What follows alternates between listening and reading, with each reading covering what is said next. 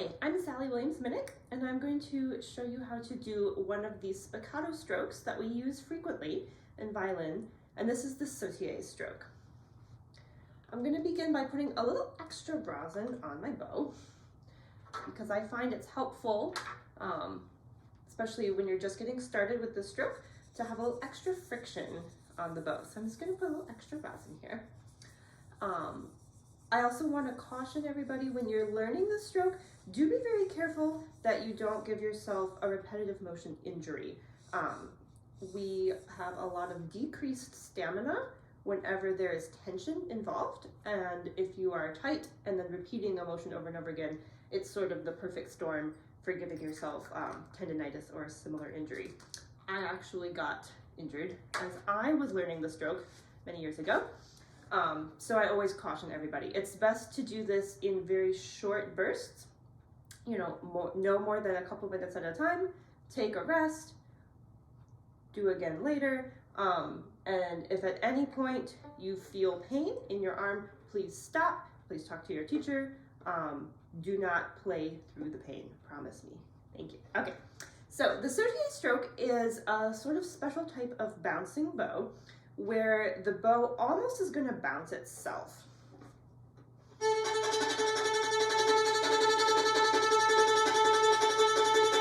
It's used in pieces like Monty's Chardash.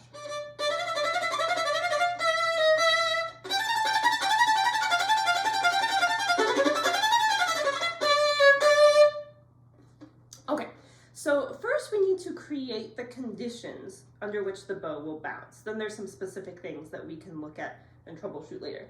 The basic conditions are, number one, we must introduce a vertical motion to the bow. As long as the motion is horizontal, it will never bounce. Just like a basketball, if you roll it, will never leave the ground. If you dribble it up and down, it will bounce.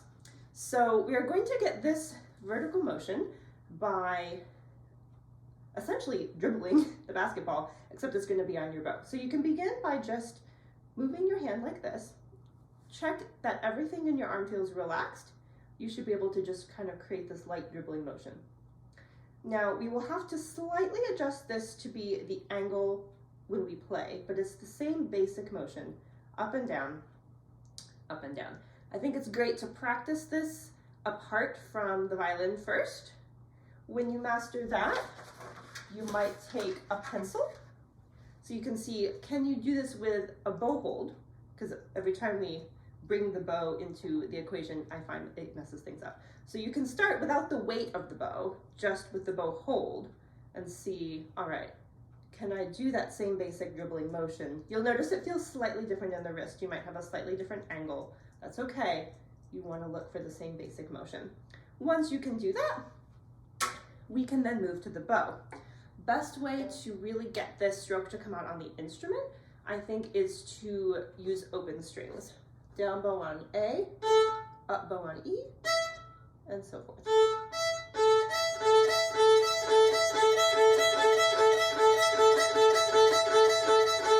This is a great exercise to do. Once you're sure that the wrist is moving properly and your arm again is completely relaxed, then you can start to speed it up. Be aware as you speed it up, tension will want to come in, so you want to try not to push it past the point that you can do in a relaxed manner for more than just 30 seconds or so. Okay, the other conditions we need for the bow to bounce, as I demonstrated, are speed, which I just mentioned is why we're going to need to take this exercise faster. For me, I find that if I'm assuming that I'm playing at quarter note and I'm playing 16th notes against a quarter beat, if you set your metronome to 120 and play 16th notes at 120, I find that that's pretty much the minimum tempo at which the Sautille stroke will happen. It's not necessarily the easiest tempo. This is one of those things that playing slower does not necessarily make it easier. So you might find that for you, maybe 130 or 140 is a more easy tempo for the bow to start bouncing. But do not expect the bow to bounce if you're below 120. It's possible it would, but it's quite tricky actually. So you want to first get yourself with a relaxed wrist up to 120 before you're even going to expect to see that the bow is leaving the string. The next condition we need is bow placement. So I like to think of the bow kind of like a trampoline, right? And then the most fun place to bounce in the trampoline is the center, right? Because it's the springiest. As you get towards the ends of the trampoline or the ends of the bow, you're going to see that it's a little less bouncy. Now, we have a separate issue with the bow, which is that the farther we get from the hand, the less control we have. Just like with a pencil, if I write my name, I'm going to hold the pencil here. Holding the pencil out here and trying to write is much more difficult. So we have this sort of balance of issues. We want to find our favorite spot to bounce, but it's going to be somewhere kind of striking a balance between close to the hand, but not so close that it's not very bouncy. Close to the middle, but not so far towards the middle that we completely lose the control. For most people and most bows, this spot is going to exist somewhere around the balance point. If you want to find your bow's balance point, mine is here. I often find that the ideal spot for sautille is just a little bit above the balance point. So, and again, different bows are actually different. When I play with different bows, I use a slightly different spot. So you can sort of explore in your own bow, or maybe ask your teacher to find your best bouncy bow spot. And then sometimes I just mark that for students. I just mark that with a little sticker because it's so much easier to just know what's the perfect spot in your bow and just stay there than to constantly be trying to, you know, wonder if you're in the right spot and move, but then maybe, you know, the tempo slows down. And so it's kind of like trying to hit a moving target. So you want to find the best place in your bow, mark it with a sticker. So when you go to practice this, you just have that already taken care of. You're always going to play with the sticker. These are going to be very, very tiny bows because of the fast speed. So you're not going to expect your bow to move about more than about an inch, maybe less. Okay. Now that we have all the conditions, and again, the conditions are a vertical motion, a fast enough speed, and the right bow placement, we're going to go ahead and see now, using the exercise I showed you, if we can get the bow to start bouncing. So we have open strings. I'm checking with my arm, make sure that I'm relaxed. I see my wrist is moving. Okay, now this is much too slow, so I'm going to put my metronome on. I'm going to set it to 140 because I find that's a more easy speed for it to bounce. So I'm going to see if I can hit now 16th notes at 140. Okay, now first you probably noticed that it's quite messy sounding. And this is a rare occasion in which this is okay, because the A and the E, it's really to try and get that vertical bow motion. We don't actually care if we're hitting exactly A, exactly E, because it's really just a vehicle to get the bow to bounce. You're hardly ever, maybe never, going to play the stroke with exactly that bowing pattern. Usually we're more on one string.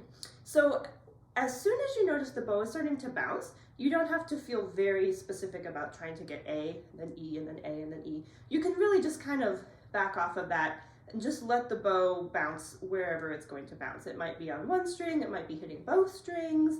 It might sound a little haphazard, but what we want to look for is that it is leaving the string, and again, that this is happening without tension. You might find that it takes you a little bit to work up to that tempo, so you might also try a gradual accelerando.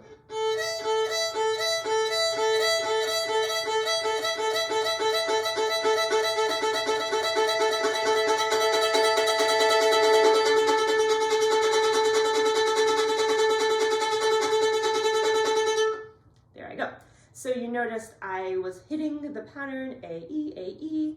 As the bow started to bounce, it kind of started to hit both. And then I actually just ever so slightly raised my arm so that it would just be on one string. So once you're getting a consistent bounce, then you can go ahead and see if you can get that bounce on one string. It is that same wrist motion, but it will be just more subtle, right? So the amount of wrist motion needed to take you onto two different strings can also be used in a smaller degree to keep the bow on one string. You're just sort of hitting the left side of the string, the right side of the string, and then you can just sort of, by feel, keep moving the wrist a little bit more subtly and smaller until you just hear that you're on a single string. I find that it's easier to start maybe on A, or even you could try D strings, but maybe not trying to go to the E as your primary string because it's a little easier, I think, when the bow is more flat to the floor.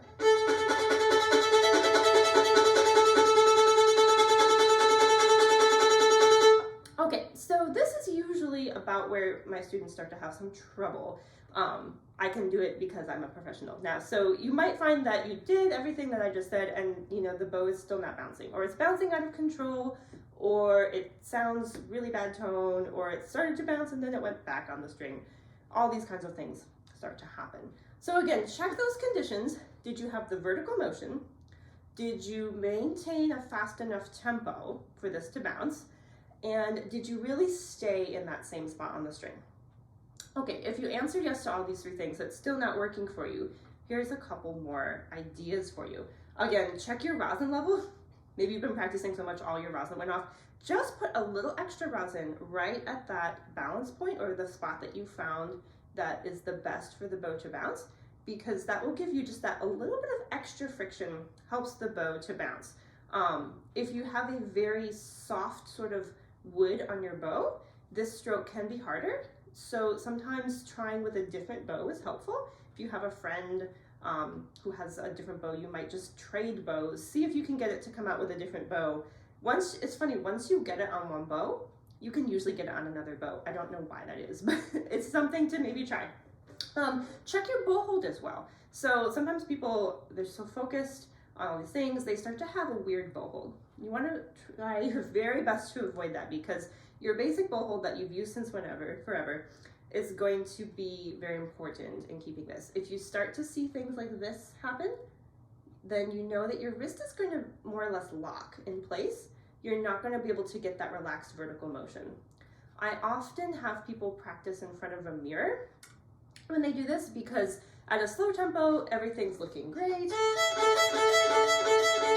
And then at some point, again, whether it's the fault of tension or extra concentration or exactly what the problem is, I find that sometimes the wrist will sort of stop moving, and now they're trying to get the stroke out of the arm. And again, we'll be very careful if you see that. You want to stop right away, because that's sort of a condition for injuries. So don't do this stroke from the arm.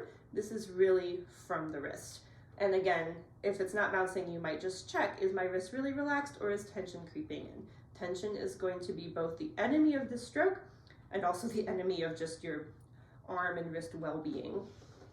So we've checked those things. We've got the rosin, we've got the three conditions, the vertical motion, the right tempo, the right placement in the bow, and the amount of rosin. If it's still not bouncing, this is a trick that a friend shared with me that I thought was pretty cool, is that you can try to sort of unbalance the bow hold or rebalance the bow hold. So usually when I'm playing in this part of the bow, I probably have sort of like a second finger or so balance. A little bit pronated towards the first finger, not super pronated, somewhere around here.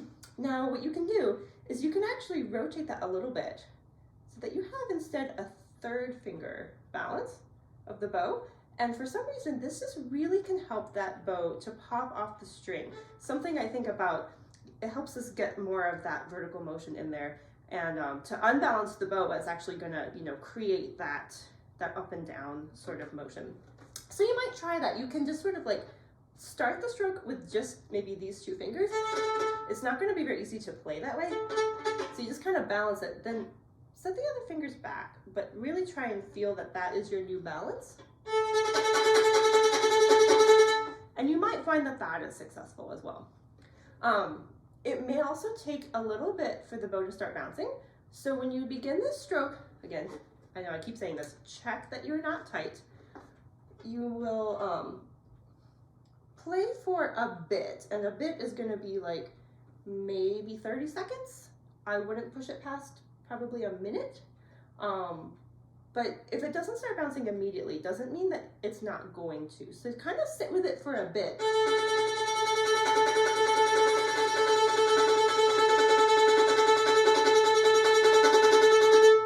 There you notice when I began it was on the string, and then we started to hear this very, very frictiony, it was still an on the string stroke, but you could kind of hear this clicking sound.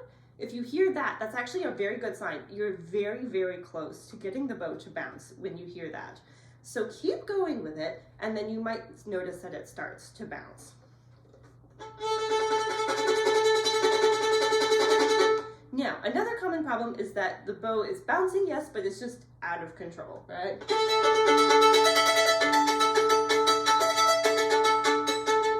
Something kind of like that. This will just sort of iron itself out with practice, I think, but do watch. If it's getting out of control, you are probably moving too much. Too much could be too high off of the string. It could also be too much bow. So try using less bow, and again, this stroke, it's coming off the string, but barely, barely, barely. And that's why I say that clicking sound that you might hear as the bow is still on the string, but with a lot of friction, that clicking sound means you're really close. Because when the bow leaves the string, it's only going to leave probably a couple millimeters. You're hardly even going to be able to see it bouncing. It's staying so close to the string. And it has to, because you're using this stroke at a very fast tempo. It does not have time to leave the string very much.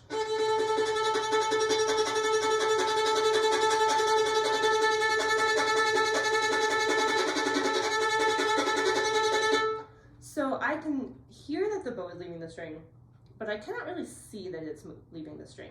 And so if you feel like you can see your bow lifting off the string, you're probably moving too much. If that's the reason it's getting out of control, just use tiny, tiny, tiny amounts of bow. Again, an inch tops. I would advocate maybe like ½ centimeter to aim for in terms of the amount of bow that you're using here. It's very, very small, and that will help you gain control.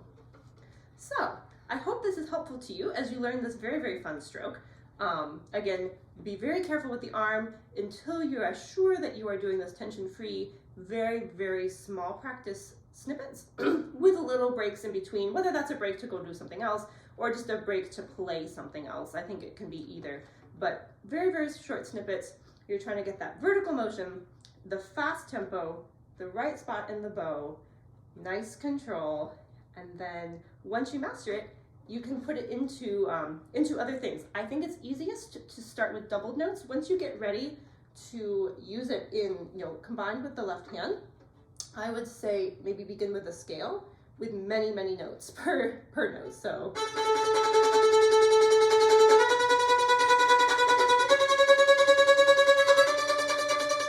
something like that. Once you can do that, you can do a predictable number, then a shorter predictable number,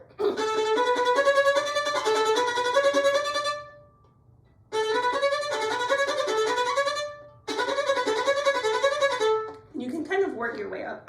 You can work your way up that way. So happy practicing, have fun learning the Sautille stroke.